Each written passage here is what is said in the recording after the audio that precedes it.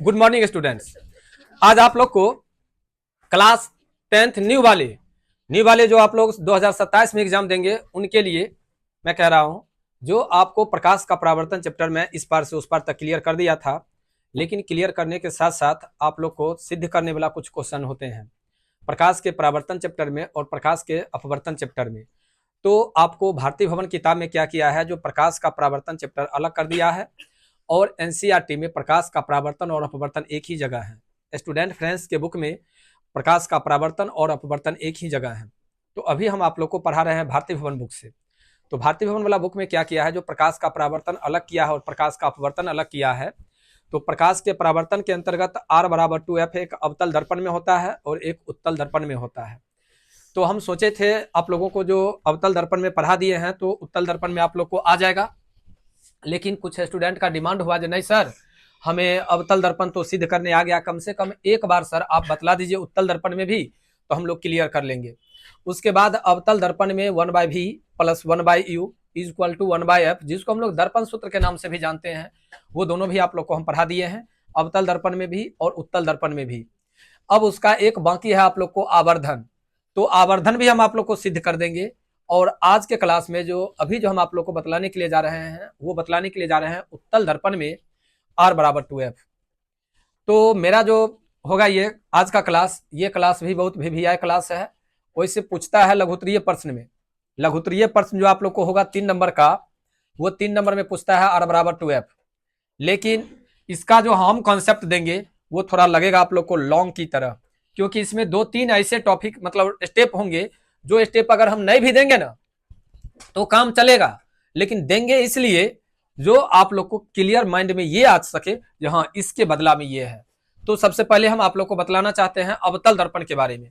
देखिए अवतल दर्पण और उत्तल दर्पण का पहले कॉन्सेप्ट को समझ लीजिए, ठीक है, और उसके बाद हम आप लोग को बतलाने के लिए आएंगे, तो उसको समझने का कोशिश कीजिएगा आप लोग।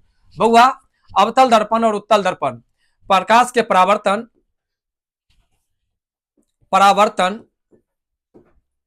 और अपवर्तन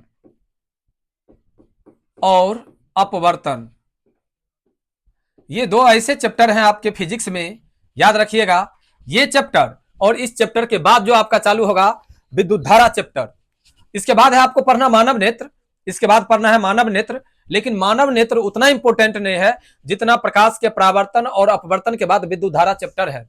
और मैं आप लोग से वादा करता हूं, जो अगर सभी स्टूडेंट जिस मन से आए हैं हमारे क्लास में और मन से पढ़े, बाबू दांत नहीं दिखा, उतना दांत सुंदर नहीं है तुम लोग का, ठीक है, उतना सुंदर दांत नहीं है, और हम लिया देंगे अंग्राई, तो समझ गया, नया जगह फट्टा रखल है और यहाँ पर नया भी छज्जी पर है। देखिए तो ये चैप्टर को अगर आप लोगों ने मन से अगर पढ़ा है और लगता है आप लोग को जो हाँ ये चैप्टर मेरे माइंड में ऐड हो गया है, तो याद रखिएगा यही का उल्टा ये होता है, ये भी चैप्टर आपको माइंड में आ जाएगा।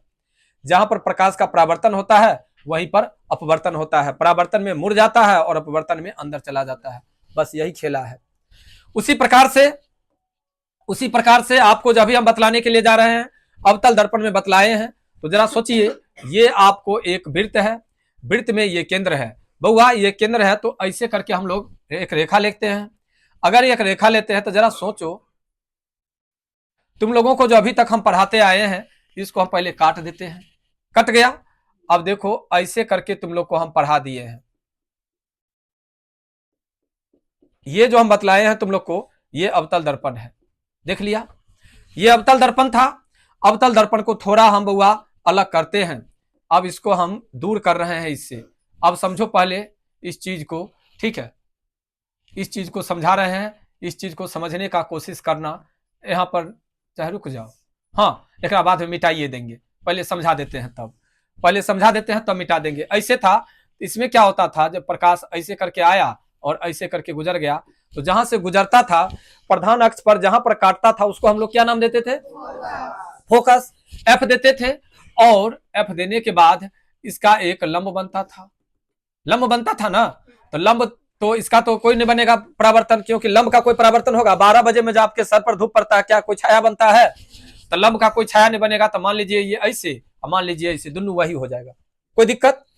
तो जब ये बनता था तो जहां पर ये लंब बनता था उसका नाम क्या देते थे आप लोग, वक्रता केंद्र। तो क्या आप लोगों ने देखा जो बाहर से रंजरित है ना, और प्रकाश ऐसे करके जा रहा है। तो यहां पर क्या करेंगे हम लोग, ये तो अंदर से रंगा हुआ है ना, अगर अंदर से रंगा हुआ है बउआ, पहले फिगर को समझ लेते हैं, फिगर को समझ लेते हैं और फिर हम लोग जो इसका प्रोसेस होगा वो प्रोसेस करेंगे ना। अब बताओ, अगर अंदर से रंगा हुआ है तो रंगल पर प्रकाश पड़ेगा, इधर से हम प्रकाश देंगे नहीं देंगे, तो प्रकाश तो हम देंगे इधर से। अगर इधर से प्रकाश देंगे तो ये हमारे लिए क्या होगा, प्रधान अक्ष।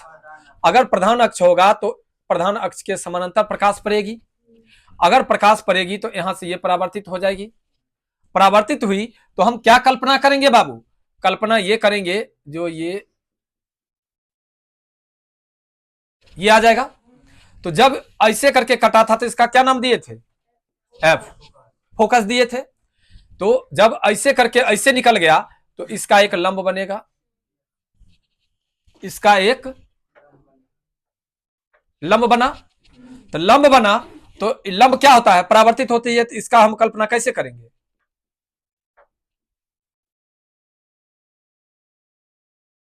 हो गया।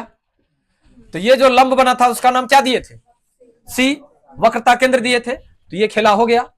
अब इसमें आपने क्या देखा, साइन आई साइन आर के बराबर था, तो साइन आई साइन आर के बराबर है, कोई दिक्कत। तो ये आपको ये हो जाएगा और ये आपको ये हो जाएगा, कोई दिक्कत। ये चीज तो समझ में आ गया बउआ। जब ये भुजा के बराबर था तो हम क्या कहे थे, समद्विबाहु। तो यहां पर भी तो आपको ये भुजा के बराबर होंगे, तो यहां भी तो समद्विबाहु होगा ना। यहां पर आपको अगर m दिया हुआ था तो एम एफ बराबर सी एफ, एम के काफी नजदीक p है इसलिए पी एफ। तो यहां पर भी अगर हम नाम देते हैं a और इसको नाम दे देते हैं मान लो b, इसको नाम दे देते हैं c, इसका नाम दे देते हैं d, इसका नाम दे देते हैं p, इसका नाम दे देते हैं m और इसका नाम दे देते हैं n, तो क्या यहां पर भी आपको बी एफ बराबर सी एफ हो जाएगा। बी के काफी नजदीक p है तो पी एफ बराबर सी एफ। अभी जो हम ओरल बोल रहे हैं इस आकृति के अकॉर्डिंग बउआ समझ में आ गया ना। अब अगर समझ में आ गया तो अगर इसका भाषा अगर हम लिख दें तो कोई दिक्कत, चलते हैं समझाने के लिए आप लोग को थोड़ा समझने का कोशिश कीजिएगा। ये फिगर को आप मिटा दूं तो कोई दिक्कत नहीं ना, साइड में रख दें, अच्छा ठीक है चलिए साइड में भी रख देते हैं, चलिए कोई दिक्कत नहीं है, इसको भी हम साइड में रहने देते हैं ताकि आप लोग को इसके अकॉर्डिंग समझाने में सुविधा होगी। चलिए कोई दिक्कत आ गया। अब इसको फिगर को थोड़ा छोटा कर लेते हैं, ठीक है, फिगर छोटा कर लेते हैं और पहले लिख देते हैं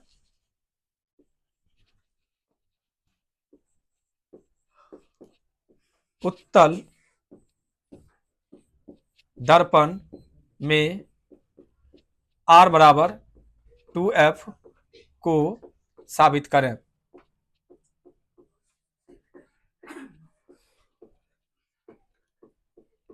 हो गया बुआ, अगर साबित करें, हो गया। इस चीज को ला करके यहां पर सजा देते हैं ताकि आप लोग को दिखाई दे एकदम सुंदर से। ये फिगर है, इस फिगर को भी यहां पर रख देते हैं ताकि आप लोग को एकदम पूरा क्लियर रहे। अब तो कोई दिक्कत नहीं, एकदम पूरा फिगर को दोनों में समझ में आ गया है। अब हम लिख देते हैं माना कि एम एन एक उत्तल दर्पण है, दर्पण है जिसमें प्रधान अक्ष के समानांतर प्रकाश की एक किरण दर्पण से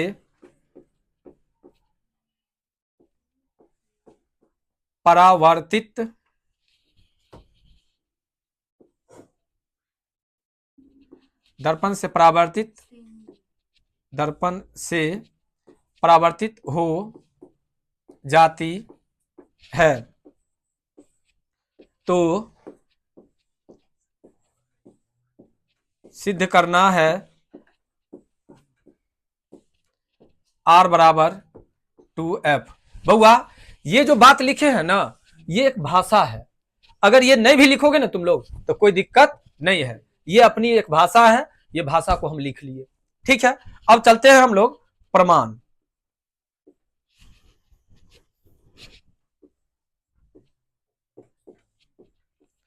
प्रमाण में प्रकाश के परावर्तन के नियम से, प्रकाश के परावर्तन से, प्रकाश के परावर्तन से रहने देते हैं क्या, प्रकाश के परावर्तन के नियम से अगर डायरेक्ट अगर हम लिख देते हैं कोण I बराबर कोण R तो कोई दिक्कत। बउआ एक बात केवल ध्यान रखना, एक बात ध्यान रखना, थोड़ा हम डिटेल से बतलाएंगे।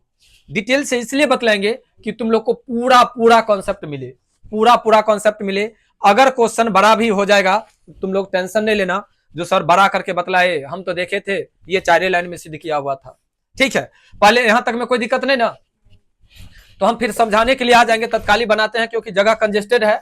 ठीक है, तो यहां पर से बतलाते हैं। बुआ सब आदमी को हम समझा देंगे, टेंशन नहीं लेना तुम लोग। ये फिगर को हम ठीक है तनिया ऊपर करके रख देते हैं, यहां पर रख देते हैं, और इसी फिगर से पहले तुम लोग को समझाते हैं। देखो इस फिगर से हम क्या लिखते थे, यहां पर अगर कोई नाम दे देते तो AMC बराबर CMF लिखते थे। उसी प्रकार से यहां पर हम लिखेंगे प्रकाश के परावर्तन के नियम से कोण ABD बराबर कोण CBD होगा क्या। ये कोण के बराबर होंगे। अगर ये कोण बराबर होंगे तो अब हम ले सकते हैं CBD, यानी CBD बराबर FBC, कोण FBC किससे, शीर्षाभिमुख कोण से, शीर्षाभिमुख कोण से होगा ना। कैसे, ऐसे शीर्षाभिमुख कोण से। अगर बउआ ये बात अगर हो गया शीर्षाभिमुख कोण से, तो हम लिख सकते हैं ना कोण ABD बराबर कोण FCB किससे, एकांतर कोण से, एकांतर अंतः कोण से लिख सकते हैं, एकांतर कोण से लिख सकते हैं, जैसे लिख सकते हैं सम्मुख कोण से लिख सकते हैं। जो आपको करना है कर लीजिए, कोई दिक्कत नहीं, ये हो जाएगा।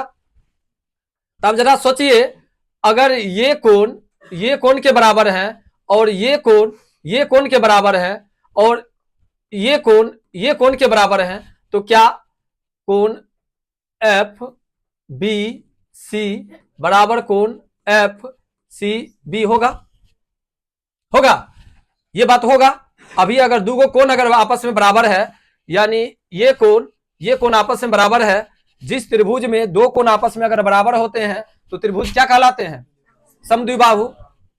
इसीलिए त्रिभुज BCF एक समद्विबाहु त्रिभुज होंगे, एक समद्विबाहु त्रिभुज होंगे क्या।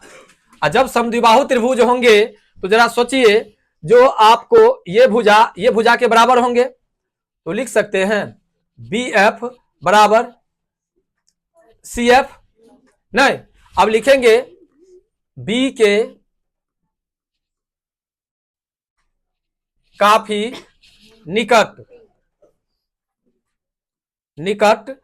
P है ना, इसीलिए PB बराबर क्या होगा, PB बराबर, एक मिनट, P के काफी निकट है ना, तो जो आपको लिखे हैं हम BF लिखे हैं वही आपको PF के बराबर हो जाएगा।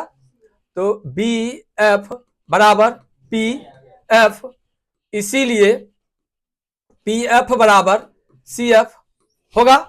अब चलते हैं चिन्ह परिपाटी से। चिन्ह परिपाटी से, चिन्ह परिपाटी से क्या है भाई, तो हम ले सकते हैं PC बराबर PF प्लस PC। तो PC बराबर हम लिख सकते हैं PF जोड़ PF, PC बराबर लिख सकते हैं 2PF। तो पीसी को कौन चीज से, आर से, टू पीएफ को कौन चीज से, एफ से, हो गया अप्रूव्ड, PROVED। एक बार फिर से समझते हैं, एक बार फिर से समझते हैं क्वेश्चन को, एक बार फिर से समझते हैं हम लोग। यही क्वेश्चन आप लोग को साबित करना है, ठीक है। इसका नाम है R बराबर 2F या F बराबर R/2। आपको अवतल दर्पण, उत्तल दर्पण, दोनों दर्पण में आपको कहेगा सिद्ध करने के लिए, या कह सकता है उत्तल दर्पण में, या कह सकता है अवतल दर्पण में। मुझे ये इच्छा है अंदर से, जो आप लोगों को कोई ऐसा टॉपिक, कोई ऐसा वर्ड फिजिक्स में, केमिस्ट्री में, बायोलॉजी में ना हो, जो आप लोग को कोई अगर कहीं पर पूछे तो आप लोग कहें ये चीज तो हम पढ़े ही नहीं थे, ठीक है। जैसे मैं आप लोगों को आसान भाषा में ये चीज सिखा दिया, जो किस स्थिति में वस्तु का प्रतिबिंब दर्पण के पीछे बनता है, या किस स्थिति में वस्तु का प्रतिबिंब दर्पण के आगे बनता है, कब माइनस होता है, कब प्लस होता है। मैंने इस चीज का एक्सप्लेन आप लोग को बहुत अच्छा से कर दिया, और आप लोगों में से 80% स्टूडेंट समझ भी गए। मुझे खेद है ये बात के लिए, जो 20% स्टूडेंट क्यों नहीं समझे हैं, लेकिन वो 20% में वो स्टूडेंट हैं जो मेरे साथ मेहनत नहीं करना चाहते हैं। मेरे साथ अगर मेहनत करते तो उन्हें भी समझ में आ जाती। लेकिन चलिए, अभी भी अगर आप लोग को समझ में आ रहा है, आज क्लास का 1.5 महीना पूरने वाला है, 1.5 महीना पूरने वाला है। अगर आप सभी स्टूडेंट मेरे पढ़ाई से अभी भी संतुष्ट अगर हैं, तो सोचिए जो 15 तारीख से आप लोग का क्लास शुरू होगा, तो मैं कितना उसमें मेहनत करूंगा, ठीक ना। तो आप लोग इसमें समय दीजिए, इसको समझिए। इससे पहले देखिए, आप लोग को मैं बतला दूं, जो पुराने क्लास 10th को, पुराने क्लास 10th जिसका मैं कल या परसों में फेयरवेल करने वाला हूं, उसको जो मैं बतलाया हूं, देखिए नाम इसमें बदला हुआ है, सब कुछ है इसका अलग अलग, और मैं इसमें जो बतलाया हूं ये थोड़ा अलग अलग है, देख रहे हैं ना। तो मैं तो आपको समझा दिया इस टाइप से, देख लीजिए। इसमें मैंने जो आपको साबित किया, उत्तल दर्पण में R बराबर 2F को साबित करने के लिए सबसे पहले फिगर को समझ लीजिए। फिगर अगर आपको समझ में आ गया तो क्वेश्चन बनाने में कोई दिक्कत नहीं है।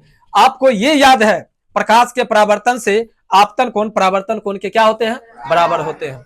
बाबू, जब आपतन कोण परावर्तन कोण के अगर बराबर होते हैं तो ऑटोमेटिक है साइन I बराबर साइन R, सिंपल सी बात है। अगर बराबर है तो अब मैं घस दूं, कोई दिक्कत नहीं ना। तो चलिए, अगर ये बात अगर है, अगर ये बात अगर है, अगर ये बात है, तो जरा सोचो, क्या ये कोण, क्या ये कोण के बराबर नहीं होंगे? अगर बराबर होंगे तो यहां से ये रेखा सही है, और यहां से ये रेखा सही है, ठीक है। सॉरी, रुकिए रुकिए रुकिए रखिए, हाँ, यहां से ये रेखा और यहां से ये रेखा अगर कट गया तो क्या ये कोण के बराबर होंगे? आपको हम ऐसे करके बतला दें, ऐसे करके, क्या ये कोण के बराबर नहीं होंगे? शीर्षाभिमुख कोण से 9वां क्लास में बाबू आप लोग पढ़े हैं ना। अगर 9वां क्लास में पढ़े हैं तो ये कोण के बराबर होंगे नहीं। ये चीज तो समझ में आ गया।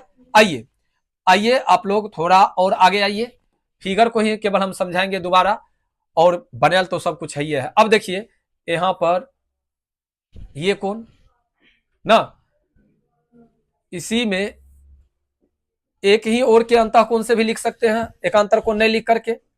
एकांतर कोण के जगह पर आप लिख लीजिएगा एक ही ओर के अंतः कोण। एक ही ओर के अंतः कोण से ये कोण के क्या होंगे, और यहां पर आप लोगों ने देखा था I, तो ये कोण बराबर है। पहले जब ये कोण के बराबर था, और ये कोण के बराबर हुआ, और ये कोण के बराबर हुआ, तो ये कोण के बराबर होंगे। और जब ये कोण के बराबर होंगे तो ये भुजा के क्या होंगे, बराबर होंगे। और यहाँ पर जो भुजा देल है वो इसके काफी नजदीक है, इसलिए ये भुजा के क्या होंगे, बराबर होंगे। बउआ, जब ये भुजा के बराबर हो जाएंगे तो आप लोगों को मैंने पढ़ाया था प्रधान अक्ष में, यानी चिन्ह परिपाटी में, अगर ये F है, अगर ये P है, और अगर ये C है, तो यहां से यहां के बीच की दूरी को हम लोग R यानी 2F के नाम से जानते हैं। 2F याद आ रहा है ना बाबू, 2F। और यहां से यहां के बीच की दूरी को हम लोग F से सूचित करते हैं, यानी फोकस दूरी के नाम से जानते हैं। इसका डिफिनेशन भी हम बतलाए थे। ध्रुव से वक्रता केंद्र के बीच की दूरी को वक्रता त्रिज्या कहते हैं, जिसे कैपिटल R द्वारा सूचित किया जाता है। ध्रुव से फोकस के बीच की दूरी को फोकस दूरी कहते हैं, जिसे F से सूचित किया जाता है। ये तो कोई चीज है ही नहीं, क्लियर। आइए, उसके अकॉर्डिंग आप लोग को सिद्ध हो गया। कोई दिक्कत, फिगर समझ में कोई कहीं से कोई प्रॉब्लम नहीं। तो आप लोग को ये क्लास कैसा लगा, ये क्लास जरूर मुझे कमेंट बॉक्स में बतलाएंगे, और आप लोग के साथी जो होंगे उनके बीच इसको शेयर करेंगे। देखिए, जो भी आदमी देखते हैं अगर मेरे वीडियो को, तो शेयर करने में तो पैसा नहीं लगता है ना, कमेंट करने में भी पैसा नहीं लगता है। तो क्लास के स्टूडेंट जो देखते हैं वो अपना नाम लिख देंगे, वीडियो कैसा लगा ये चीज लिख देंगे, और अपने दोस्तों के बीच इसको शेयर कर लेंगे। ठीक है, फिर मिलते हैं आप लोग को नेक्स्ट क्लास के साथ, तब तक के लिए बाय।